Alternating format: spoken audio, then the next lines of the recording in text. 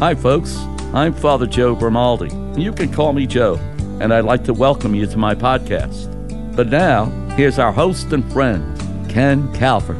Hi again, everyone. I'm Ken Calvert alongside my dear friend, Father Joe Grimaldi, and we would like to welcome you to the Father Joe Grimaldi Podcast. The Father Joe Grimaldi Podcast, proudly supported by our good friends at Hoot McInerney Star Lincoln. The Lincoln Summer Invitation Sales Event is in its final days. That means right now is the best time to purchase or lease any one of the exciting Lincoln vehicles. Do you realize it's already time to start thinking about the all-new 2020 lineup that's coming in? Yeah, that means it's just a matter of weeks before our inventory lot will be overflowing, and we need to make our best deals to free up that space. That's right, the Lincoln MKC, the Nautilus, the Navigator, the Aviator, Continental, MKZ, they are all priced to move and move now. Stop by Hoot McInerney Star Lincoln, 12 Mile and Telegraph in Southfield. Mention you heard about it on the Father Joe Podcast, and you'll get extra savings, additional savings, oh yeah. Shop online at starlincoln.com. That's starlincoln.com, and tell them Father Joe sent you. I am going to try and do something different with this podcast, if you don't mind. Oh, no. I don't mind at all. All right. This is going to be subtitled Children Affected by Tragedy, and so many are. The reason why I bring it up, I have a birthday coming up. You have a birthday coming up. And it's not, I know. That's why I'm bringing this topic up. Okay? It's time to come clean. But that's not a tragedy, but go ahead. No, it's not. Well, in my case, I feel like it might be. Mm-hmm. Here's my situation, and I was thinking about this. I have some weird quirks about me. And I've often tried to figure out, why do I do this? Why do I do that? Why do I worry so much? Why do I worry so much? And I do. I worry about everything. And I don't know why I do that. I've thought about it for my entire life. I'm going to ask you to play shrink and priest at the same time. Oh, God. Okay. Without credentials. We're going to need him too, by the way. Without credentials. God is important. Go on. Children and tragedy. I was 9 years old when my mom had a massive stroke. Yeah. I was playing catch with a good friend of mine out in front of the house. My father came out dressed beautifully, I'll never forget, and said, "Your mom is sick, and an ambulance is coming, and she's going to go away for a little bit. Stay out here and just be a big man, okay? My dad." I'll never forget. So an ambulance pulls up. They put my mother in the ambulance, and my mother is taken away. And it turns out that at age 9, maybe 10, I think I was 9, I was in the 3rd grade. Turns out that my mother had had a massive stroke, as I told you. I had no clue what was going on at the time, but I didn't know how devastating it was going to be, including really shortening her life. As a 9-year-old kid, you're playing Little League. You're going to grade school. I don't know, you're just growing up. You're being a kid, all the cool things that happen with it. New bikes, paper route, get to do this, get to do that. As a kid, I was supposed to have fun. I was supposed to be doing normal things, and yet I feel like I was ripped off. Someone had stolen something from me, my innocence, because of the fact that I was distracted all the time by so many things going on in my immediate life that was affected by the fact that my mom, at age, I don't even know what it was, 40, and a massive stroke. And eventually she recovered, but never really recovered, and died when I was 21. Okay. Yeah, died during open heart surgery. She had a bad heart. Uh-huh. She had a bad heart. Wasn't her fault. She was born with a bad heart. And they didn't know it was enlarged. They didn't have any of the stuff that they have now. I realize that I am the way I am now because of that day. I think because of that day, I'm in constant fear that something good, close to me, something that I love, is just going to get plucked from me. I worry too much. The little I know you, I think you do. It's not about me today. It's about people like me. It's interesting what you say, because a lot of people do not know the source. And you say that you do, huh? Yeah. And it may be that. I hope there isn't anything else that, No. you can't remember. But anyway, most people don't know. They have the same symptoms, if you want, that you do, and yet they can't figure out why this is happening to them. They can't figure out why they are the way they are, even because they don't know the source. Knowing the source, in a way, should help you a little bit, huh? Yeah. And make you understand that there is a reason why you are the way you are. And maybe you could try to curb some of those things by maybe doing other things when you start thinking about an individual. For example, you're thinking about Anne going to work. I hope she's going to make it there because of all these accidents that you see and so on. We are inundated with news almost every second of our life if we allow it, huh? You turn on the TV or the radio, whatever the case might be, and there's all this horrible stuff that's happening. People are shot without provocation. They're just driving down the street. Some crazy guy is shooting and so on. And you always think maybe something's going to happen to one of my family members. That's or whatever. me. Yeah. That's me. So the thing is this, that when these thoughts come to mind, my suggestion is, and as I say, I'm no expert on this at all, but try to find an alternative activity so that you don't have to stay there and try to allow your mind to be occupied that way.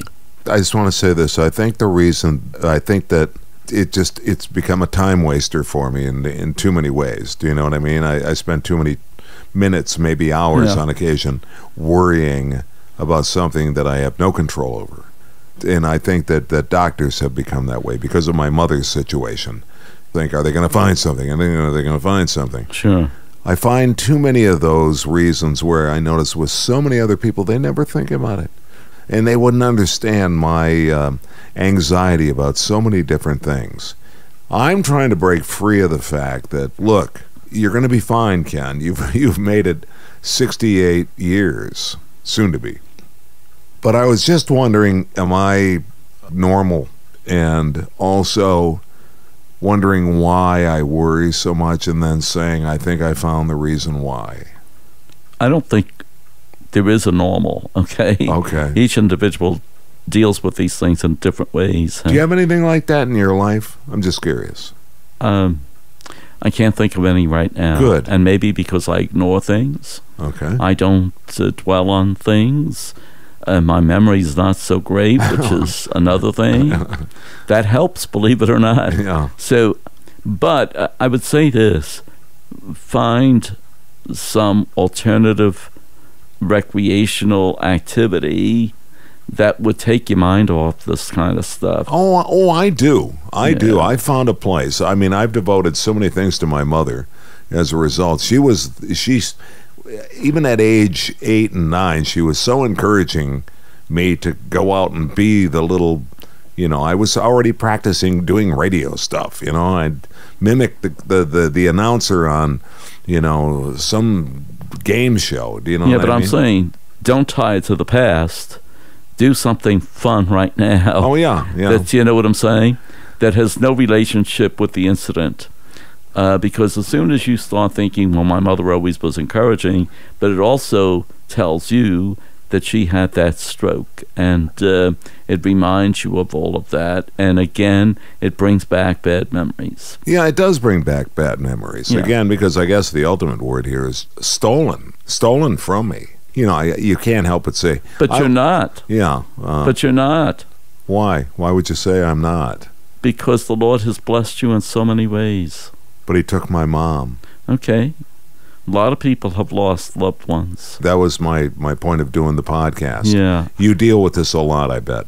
You do, in different ways, as they say, because no two people are the same.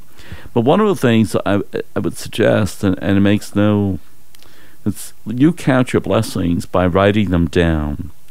there's something about when you sit down and write down all of your blessings, and then on the right side or the left side, you can make a list of what are the horrible things that have happened. Right. You will see that your blessings certainly outnumber whatever it is that was so horrible. And then if you dwell on that, all the blessings that you have, you begin to, you can never forget those incidences, but they seem to fade in the background. And that's what you want for that to happen. For you to lead a good, moral, happy life, I think you have to make sure that you're dealing with the present and knowing that you are blessed. Now, you may not think so. Because I think I'm very blessed. Okay. But write them down. If you write them down, you'll see it's overwhelming. You're in my office. You're looking at every picture's got me in it. Well, write them down. Write them down. I took photographs of them, and that's like write them down because you can easily forget, even though you know them and you say you're surrounded by beautiful memories, but by the same token, we can easily forget those and concentrate on the one thing that happened to you in your past. Right. That you can't. But I don't want to put that stamp on anybody else. I don't want to look at my wife and have her taken from me suddenly.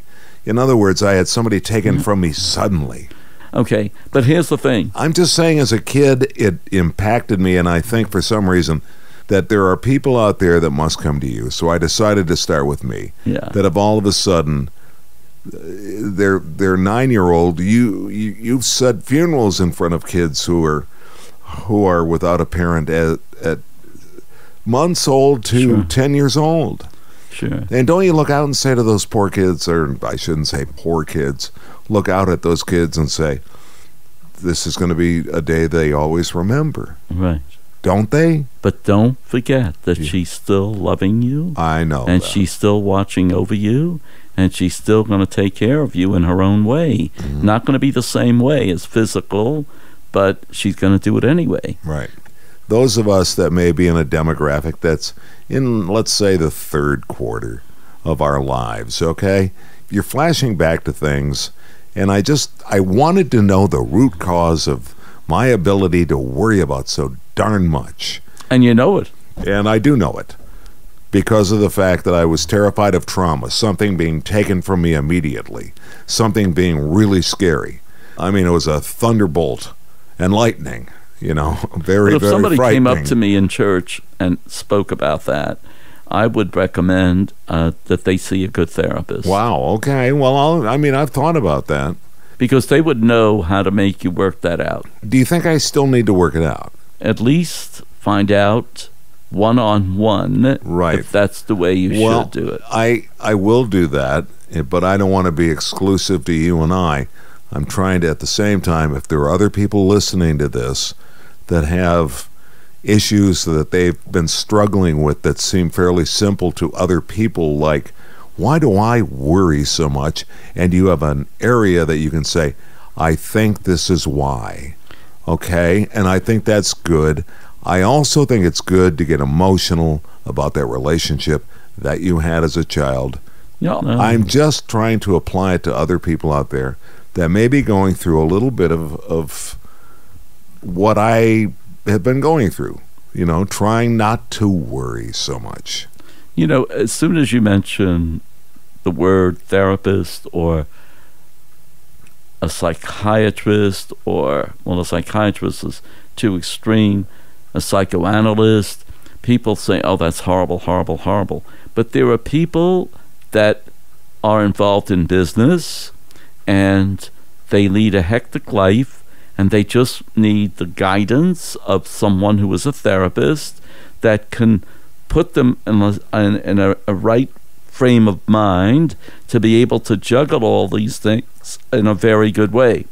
Now, I don't see what you're saying as being any different, but I do think that somebody who is good might be able to help you sort out some of these things that you're asking, particularly what makes you so fearful today about your loved ones possibly having to go through an accident. That can happen to anybody. I mean, I know that. And you got to live your life in a positive way, and if you don't, it's going to wreck your family life. Well, we've covered so many other topics over this period of time, like we talked about just recently, helicopter parents. Yeah. The same thing. I mean, they just don't want their child all of a sudden. As you said, the news cycle certainly doesn't help. Sure. But at the end of the day, I was just thinking about, I mean, I got up, had a great cup of coffee. I'm in a great mood. You know what I mean? Sure. I'm glad that I get sad.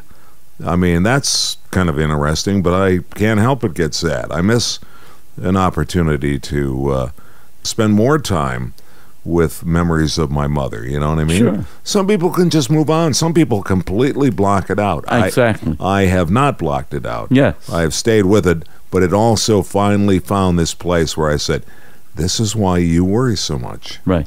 Because you saw your mother come out the door. She went through the door as a beautiful young woman, came out the door as a totally changed human being in the same clothing, and was whisked away in an ambulance. And because of the time, I didn't have a chance to see my mother for months. For months. Kids weren't allowed to go to a hospital. And my poor father. So occasionally you can't help but put that in a blender, shake it up, and go, here's why you're sometimes so sensitive, Ken. Here's why you worry so much. Boom. You said it yourself. There's nothing wrong with that. However, there is something wrong if it interferes with your daily life. A person who might be able to help you sort that out is a good therapist. And as they say, when you deal with a therapist, there's an examination that has to take place.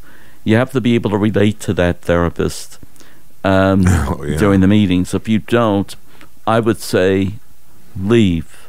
You're paying for it, so just leave. It's not for me. I do not want it.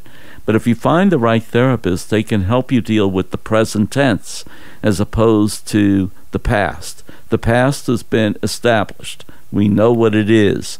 And you're right. There's nothing wrong in feeling sad on occasion. But there might be something wrong with not dealing with things presently, and they can help you with that. Here's what I'm trying to stress. Nothing's changed. If anything, I'm glad I'm going in this direction. I just did it anyway, lived a normal life as I defined normal. Right. You know what I mean? I just was, I better watch out. Hope she got to work okay, for years and years and years. And the same thing with me at the radio station. You know what I mean? Always wondering, always worrying, you know what I mean? Like, how do we do? How was the show? How did I do? What's my boss going to say? Not necessarily that topic, but on occasion take a deep breath, relax, and stop worrying. So I did. I sat back and I relaxed, but I still wanted to know the genesis, the source of this feeling of needing almost to worry. And then I remembered why. It was because of the sudden loss of my mother at a very young age. Perhaps I will. I'm not sure I need to go to that stage, but I wanted to ask you, do you have people occasionally coming to you like I just did? Yeah, but you're dealing with a non-expert in this area, and I think it's a psychological area, and it's a matter of dealing in different timelines. So someone who is a trained therapist, a good one, is able to sort things out in such a way that maybe you would not be bothered so much, because you obviously are if you're bringing it up on occasion. Something is telling you that you have to discuss this at some point. So many people are afraid of the word therapist, okay? And maybe I wish there were a different word for it, psychologist or whatever the case might be. But very often, regular, ordinary, everyday businessmen very often deal with a psychologist just to put their life in order, business-wise, relationship with the wife, relationship with the children, relationship with the world, and so on and so forth. I mean, it's not a horrible thing.